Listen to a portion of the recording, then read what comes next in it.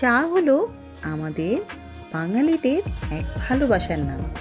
চা ভালোবাসেন না এমন মানুষ খুঁজে পাওয়া ভীষণ দুষ্কর। এটা যতটা না নেশায় পরিণত হয় তার চেয়ে বেশি এটা ভালোবাসায় পরিণত হয়। এক কাপ মজার কড়া লিকারের চা খেতে আমরা সবাই বেশি পছন্দ করি। চা তো আমরা সবাই প্রতিদিনই তৈরি করি, তো আজ যদি একটু আলাদা করে চা তৈরি করি তাহলে কেমন হয় বলুন তো। আজ আমি ট্রাই করব আরবের চায়ের রেসিপি। এটা হচ্ছে আরবে এই চাটাকে তারা কারাক চা বলে। তো আমরা অনেক সময়ই কারাক চায়ের নাম শুনেছি। তো কারাক চা কীভাবে তৈরি করতে হয় এবং কারাক চা খেতে কেমন হয় সেটাই আপনাদের সাথে আজকে আমি শেয়ার করব। খুবই ইজি ওয়েতে কিভাবে আপনি বাসায় আরবের কারাক চা তৈরি করতে পারবেন সেই রেসিপিটি নিয়ে আজকে আপনাদের সামনে হাজির হয়ে গেছি। আমি চায়ের একটি পাত্র বসিয়ে তাতে 2 কাপ পানি নিয়ে নিয়েছি, দিয়েছি 2টো এলাচ, 2টো দারচিনি আর এভাবে লম্বা করে কেটে রাখা আদা। আপনারা চাইলে আদাগুলোকে থেতলে নিতে পারেন, তবে এভাবে পাতলা করে কেটে দিলে রস অনেকটাই বের হয়ে যাবে। তো আমি এভাবে পাতলা করে আদাগুলো কেটে এখন আমি পানিতে দিয়ে দিয়েছি। এখন এই পানিটাকে আমি 2 থেকে 3 মিনিটের জন্য একটু ফুটতে দেব।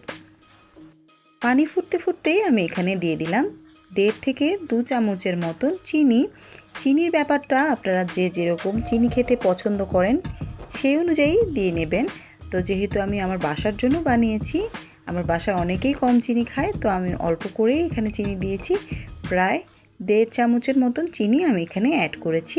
এখন একটু পানিটাকে বেশ ভালো করে ফুটিয়ে নেব অনেকক্ষণ সময় নিয়ে। কারাক চায়ের বিশেষত্বই হচ্ছে এই চাটা খুব বেশি কড়া লিকারের হয়। তো এটাকে খুব ভালো করে জাল করে ফুটিয়ে নিচ্ছি যেন আমি যে মশলাগুলো দিয়েছি তার ফ্লেভারটা পানিতে চলে আসে। গেস্টের হাতে যদি আপনি এরকম করে বানিয়ে 1 কাপ কারাক চা ধরিয়ে দেন, সে এতটাই খুশি হবে যে প্রায়ই আপনাকে বলবে এই চাটা তৈরি করে খাওয়ানোর জন্য। তো এখন আমি পানিটাকে বেশ ভালো করে ফুটিয়ে নিয়েছি। এখন আমি এখানে অ্যাড করব চা পাতা। আপনারা যে ব্র্যান্ডের চা পাতা খান, তো সেই ব্র্যান্ডেরই চা পাতা আপনি এখানে 2 চামচের মতন দিয়ে নেবেন। এরা একটু কড়া লিকারের চা খায়, তো আমি এখানে 3 চামচের মতন চা পাতা দিয়েছি। এখন এই চা পাতাটা খুব ভালো করে জাল করে নেব যেন চা পাতার রঙটা খুব ভালো করে চলে আসে। ফুটন্ত গরম পানিতে চা পাতাটা দেওয়ার 1 মিনিটের মধ্যেই কালারটা খুব ভালোভাবে বের হয়ে যাচ্ছে।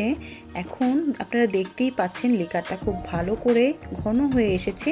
এখন আমি অ্যাড করে দেব ঘন 1 কাপ দুধ। লিকুইড দুধটা মেশানোর পর এখন খুব ভালোভাবে নেড়ে নেড়ে এই চাটাকে একটু জাল করতে হবে প্রায় 2 থেকে 3 মিনিটের মতন। এতে করে চায়ের লিকারটা আরও বেশি ফুটে উঠবে এবং চাটা অনেক বেশি ঘন হয়ে যাবে। তো আমি এভাবে নেড়ে নেড়ে চাটাকে তৈরি করে নিচ্ছি। এই ধরনের 1 কাপ কড়া লিকারের চা আপনি গেস্টদের সামনে দিলে গেস্টরাও আপনার প্রশংসা করতে বাধ্য হবে। সাথেই এই চায়ের নাম কারাক চা রাখা হয়নি। অনেক মজার এবং কড়া লিকারের 1 কাপ চা আপনার লাইফের বেস্ট চা হতে যাচ্ছে। এই চাটাকে এখন আমি 2 থেকে 3 মিনিটের মতন খুব ভালো করে জাল করে ঘন করে নিচ্ছি।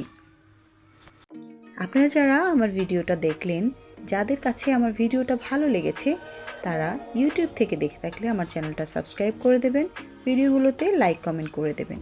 আর যারা ফেসবুক থেকে এতক্ষণ আমার ভিডিওটা দেখলেন তারা আমার ফেসবুক পেজটা একটু ফলো করে দেবেন, ভিডিওগুলোতে লাইক কমেন্ট করে দেবেন, আমাকে সাপোর্ট করবেন আশা রাখছি। সবাই অনেক বেশি ভালো থাকবেন, সুস্থ থাকবেন, আমার জন্য দোয়া করবেন। নতুন নতুন রেসিপি পেতে আমার চ্যানেল এবং আমার পেজের সাথেই থাকবেন। আজ এই পর্যন্তই। আল্লাহ হাফেজ।